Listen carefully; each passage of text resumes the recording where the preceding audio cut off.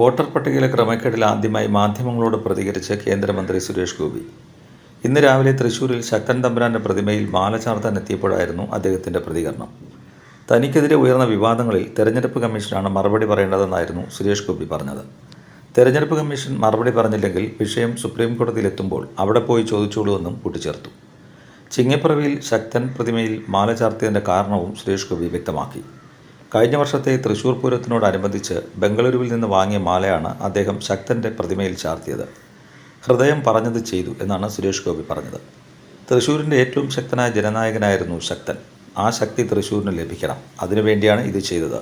വിവാദങ്ങൾക്കെല്ലാം ഇന്ന് തെരഞ്ഞെടുപ്പ് കമ്മീഷൻ മറുപടി പറയും. ഞാൻ മറുപടി പറയേണ്ട ആവശ്യമില്ല. ഞാൻ മന്ത്രിയാണ്. ആ ഉത്തരവാദിത്വം ഞാൻ മികച്ച രീതിയിൽ നിർവഹിക്കുന്നുണ്ട്.